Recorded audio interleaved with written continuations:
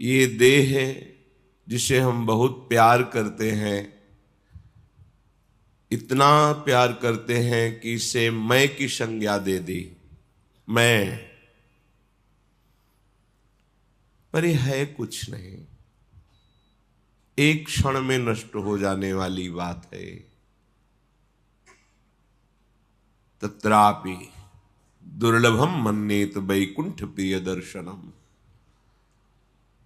इस दुर्लभ संयोग का फल है कि हमें प्रभु के प्रेम में मतवाले भक्तों के संग से प्रभु में प्रेम हो जाए, बस। मनुष्य जीवन की दुर्लभता, धाम की ऐसी महामहिम कृपा, श्री लाडली लाल का ऐसा अनुपम अहेतुकी दुलार कि अपने जैसे घोर माया आसक्त जीवों को श्रीधाम की महामहिम रज में बैठने का सौभाग्य, श्रीधाम वृंदावन में आने का सौभाग्य और साधु समागम अत्यंत दुर्लभ।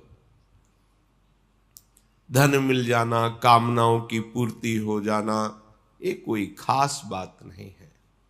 सुत दारा धन लक्ष्मी पापियों के घर होए, संत समागम हरि कथा तुलसी दुर्लभ दो। ब्राह्म मुहूर्त में परम पावन प्रियालाल के महल में बैठ करके भक्त भगवान की चर्चा सुनने का, कथन करने का ये जो हमें समय मिला है, इसको सार्थक कर लिया जाए।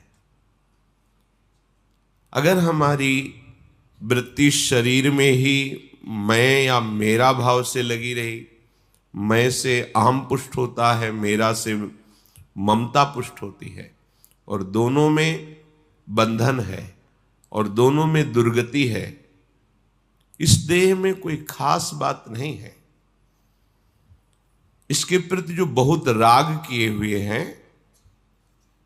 देह स्थिमांस रुधिरे भी मतिम त्यजत्वम जाया सुतादिषु सदा ममताम विमुंच पश्यानिशम जगदिदम क्षणभंग निष्ठम वैराग्य राग रसिको भवभक्ति निष्ठा। इसमें हड्डी है, मांस है, रक्त है और चमड़े से ये सब मढ़ा हुआ है। कोई गोरा चमड़ा, कोई काला चमड़ा, चमड़ा है ऊपर। इसमें यदि आप अहम मम, अहमता ममता इसी में कर बैठे तो जो आप सुख चाहते हैं, आनंद चाहते हैं, विश्राम चाहते हैं, शांति चाहते हैं, अविनाशी होना चाहते हैं, मैं मरूं ना कभी, वो सब नहीं प्राप्त हो पाएगा। ये शरीर मरने वाला है, ये शरीर दुख देने वाला है, इस शरीर में मैं मेरापन करके घोर चिंताएं प्रकट होंगी, बड़ा ही विषाद, बड़ा ही संकट, विपत्ति, ये सब शरीर देने वाला है। इस शरीर से ममता करना बिल्कुल बिल्कुल गलती है। इसको उचित आहार दे दो और शास्त्र सम्मत इससे कर्म कराओ और खूब भगवान का भजन करो। इस लोक में भी परलोक में तुम सदैव सुखी रहोगे, प्रसन्न रहोगे। अन मांगे आगे आवेगो, ज्यों पल लागे पल को। जैसे पलकें तुम नहीं बंद उठा रहे हो, वो अपने आप बंद होती है, अपने आप उठती हैं। जैसे दिल अपने आप धड़कता है, ऐसे ही ये सुख, साम्राज्य, शांति अपने आप आपके पास आ जाएगी। अन मांगे, मांगना नहीं पड़ेगा, आपको केवल भक्ति निष्ठा हृदय में धारण करनी पड़ेगी। भक्ति निष्ठा तभी प्राप्त होती है जब हम राग रहित होते हैं, वैराग्यवान होते हैं। वैराग्य शब्द सुनते ही मन ऐसा कुछ भावना करता है कि संसारिक कपड़े उतार के ये भागवतिक भेष धारण कर लेना, मानो वैराग्य का यही स्वरूप है। ऐसा नहीं है। जहां भी हम जाएंगे शरीर को लेके जाएंगे ना, और शरीर में तुम्हारी प्रियता है तो तुम रागी हो, बैरागी नहीं हो। चाहे बिल्कुल एक भी कपड़ा ना पहनो, दिगंबर हो जाओ, नंग धड़ंग घूमो, शरीर में अगर राग है अहमता ममता का तो आप वैरागी नहीं हो।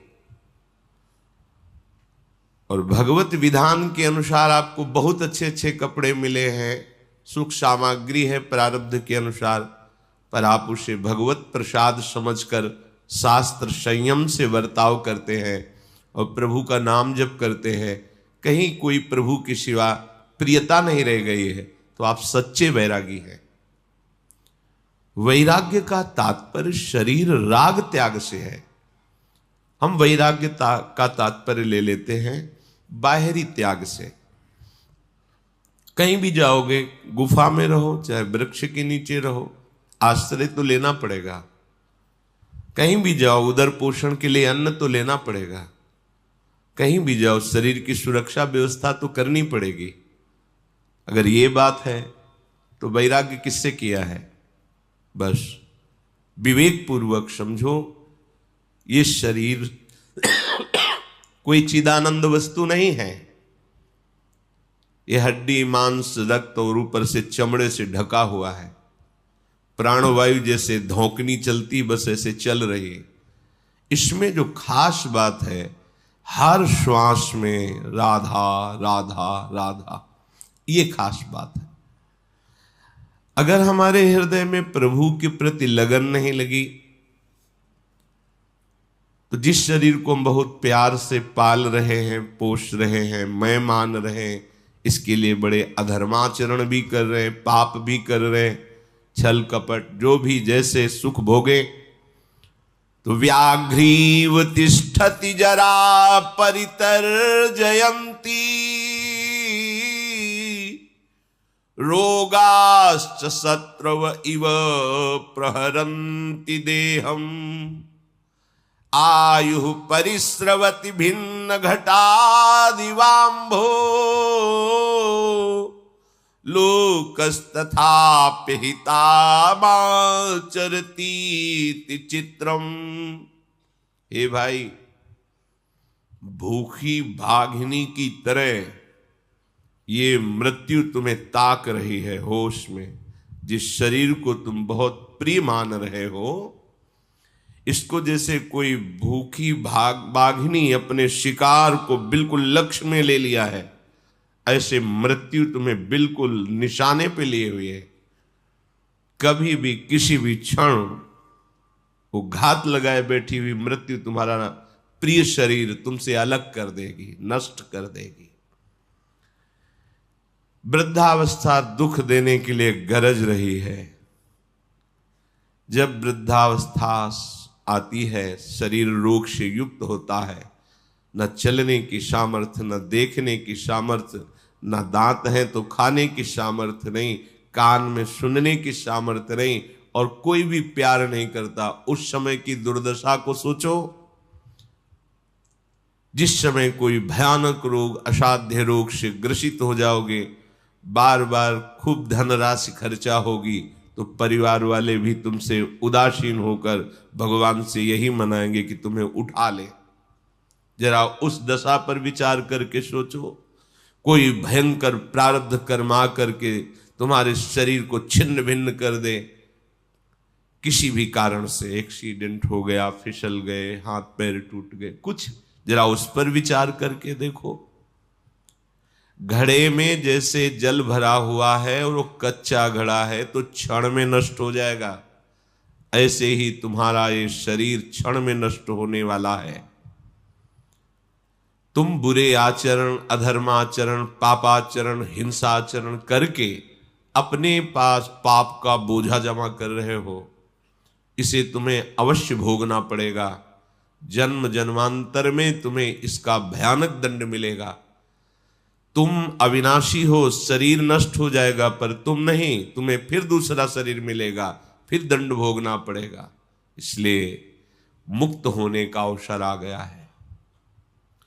जो हमसे गलतियां हुई हैं, पापाचरण हुए हैं, इनसे तुम इस जन्म में छुटकारा पा सकते हो। आगे तुम्हारा जन्म न हो, श्री भगवान के दिव्य परम धाम में तुम्हारा सेवा भाव से प्रिया प्रीतम के समीप पहुंचने का सौभाग्य उदय हो, ये इस जन्म में हो सकता है। प्रबल पुरुषार्थ करके, मन की मनमानी छोड़ करके, खूब नाम जप करते हुए, दूसरों को सुख पहुंचाने की भावना रखते हुए कोशिश करो, सब में आराध्य देव की भावना करो। इसी जन्म में तुम्हारे सारे पाप नष्ट हो जाएंगे, तुम्हारा हृदय शांत हो जाएगा, आनंद की उमगन आने लगेगी। अगर तुम भजन नहीं करोगे, खूब धन कमा लो, खूब वैभव एकत्रित कर लो, खूब मित्र बना लो, पर ईर्ष्याम छिंदि भज क्षमाम जहि मदम पापे रतिम मां कृताः सत्यम ब्रूहन याहि साधु पदवीं सेवस्व विद्वज्जनान् मान्यान् मानय विदुषोऽप्यनुनय प्रच्छादय स्वान् गुणान् कीर्तिं पालय दुःखिते कुरु दया में तत्सताम लक्षणम। तुम्हारे पास सब कुछ है, लेकिन तुम जलन से बच नहीं सकते। तुम्हें ईर्ष्या जला के राख कर देगी। तुम्हारे सामने तुम्हारे जो वैभव, संपत्ति, मित्रता, पद, प्रतिष्ठा है, उससे आगे वाले को दिखाया जाएगा, वो देखो तुमसे बड़ा वैभव वाला संपत्ति, और तुम जलोगे। ऐसा ना सोचो कि अगर इतनी संपत्ति हो जाए, इतना वैभव हो जाए, इस पद पे पहुंच जाऊं, इतने लोग मेरे हो जाएं तो मैं सुखी हो जाऊंगा। नहीं, तुमसे बड़े को सामने रखा जाएगा और तुम्हारे हृदय में ऐसी ईर्ष्या प्रकट होगी कि तुम्हारा नाश कर देगी। ईर्ष्या दूसरों का नाश नहीं करती, अपना नाश करती है। जिसके हृदय में ईर्ष्या होती है वो जलता रहता है, उससे ऐसे आचरण होते हैं कि वो अपना ही अपने कर्म के द्वारा नाश कर लेता है। इसलिए इस ईर्ष्या को मिटाने के लिए साधु संग के द्वारा प्राप्त विवेक से खूब भजन करो। भजन की वृत्ति हृदय में आएगी तो ईर्ष्या की अग्नि तुम्हारे हृदय में दाह पैदा नहीं कर पाएगी, शांत हो जाएगी। बुरा करने की मन में भावना बनी रहती है। बुरा कहते हैं जिसे संत सदगुरुदेव शास्त्र आज्ञा करते हैं कि ये नहीं करना चाहिए। हमारा मन उत्साहित रहता है वो करने के लिए, यही माया का प्रवाह है। आप विचार पूर्वक देखते हैं कि नहीं करना चाहिए, पर आप करते हैं क्योंकि आपके पास नाम की सामर्थ्य नहीं है, भजन की सामर्थ्य नहीं है, आपका विवेक पुष्ट नहीं हुआ है। इसलिए ना चाहते हुए भी मन बुद्धि के द्वारा ऐसे काम हो जाते हैं, ऐसी क्रियाएं हो जाती है जो हमें दुर्गति भोगनी पड़ती है। इसलिए भजन के बल से बुरे आचरण को त्यागो, भजन के बल से ईर्ष्या त्यागो, भजन के बल से बुरे आचरण त्यागो। तुम्हें जो धन मिला है, शरीर मिला है, रूप मिला है, विद्या मिली है, अधिकार मिला है, इसका अभिमान मत करो। इसे सेवा में लगाओ, सुख पहुंचाने में लगाओ।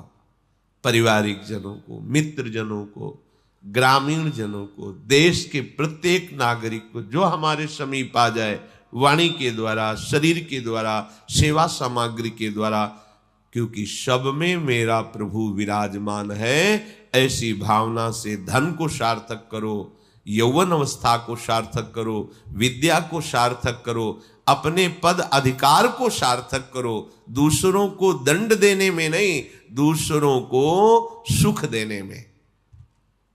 अगर हम दूसरे का सुख छीन करके सुखी होना चाहते तो बहुत बड़ा भ्रम है। तुम ऐसा करोगे तो पूरे परिवार को भी दंड मिलेगा, क्योंकि उस छीने हुए सुख का भोक्ता जो जो बनेगा उसको पीड़ा मिलेगी, उसको दंड मिलेगा। थोड़ा विचार पूर्वक चलो। पाप कर्म, निषिद्ध आचरण, दुराचरण से आज तक किसी को भी शांति सुख प्राप्त नहीं हुआ। इसलिए ऐसे कर्मों से डरो। जैसे सांप को देखकर डर लगता है, ऐसे ही बुरे कर्मों से तुम्हें डर लगना चाहिए, क्योंकि वो बुरा कर्म ना तुम्हें सुख देगा, न तुम्हारे परिवार को सुख देगा, ना तो किसी को भी सुख नहीं दे सकता। पर हमारा मन, हमारी बुद्धि ऐसा कहती है कि यदि हम ये बुरा कर लें, किसी का धन अपहरण कर लें, किसी के साथ जबरदस्ती कर, ऐसे आदि आदि, तो हम सुखी हो जाएंगे। सत्संग इसी बात का होता है कि तुम अपनी बुद्धि को पवित्र करो, गलत मार्ग से बचाओ और सत्य मार्ग में सत्संग, सत का संग करो, सत आचरण करो, सत्य चेष्टा करो, सद्भाव रखो।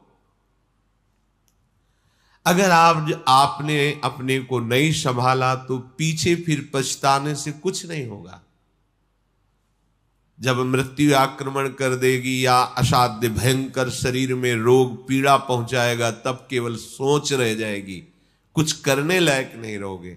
अभी करने का अवसर है, इसलिए शास्त्र सम्मत महापुरुष जी, जितने भी संत महात्मा हैं, वो एक ही आदेश करते हैं, परांचिखानि वितृणत स्वयंभू तस्मात् परांग पश्यति नान्तरात्मन कश्चित् धीरः प्रत्यगात्मानमैक्ष दावृत चक्षुरमृत त्वमक्षिम।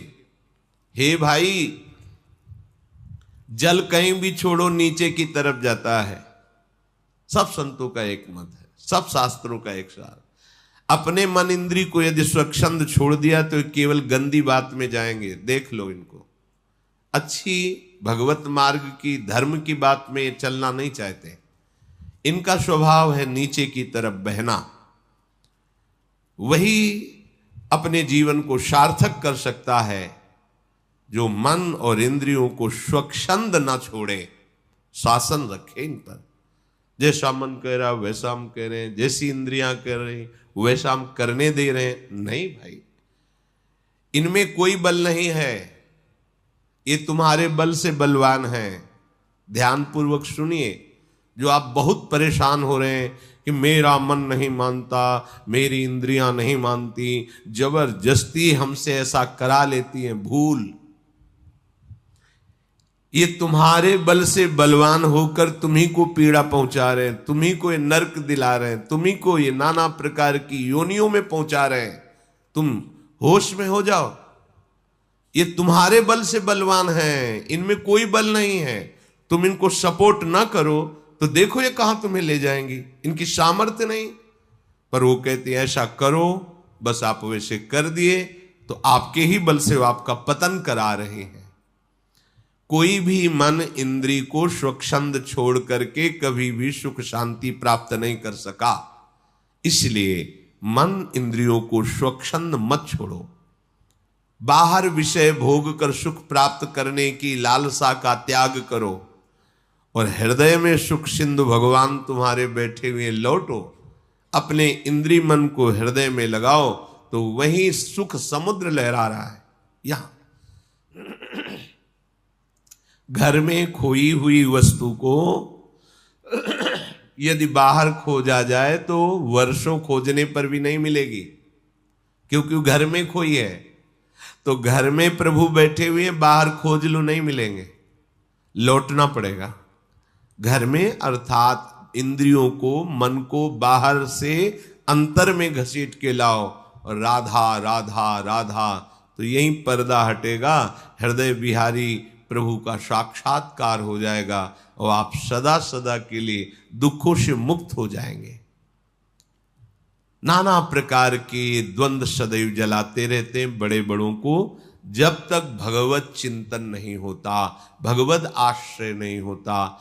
जहां हमें धन का अभिमान, बल का अभिमान, विद्या का अभिमान आदि आदि जागृत हुआ, तो ये इतना दूषित अभिमान है कि ये भगवान का विरोध शुरू कर देता है। कुछ नहीं भगवान, कौन भगवान, कहां भगवान, कैसे भगवान। ये देखो कितना गंदा अभिमान है।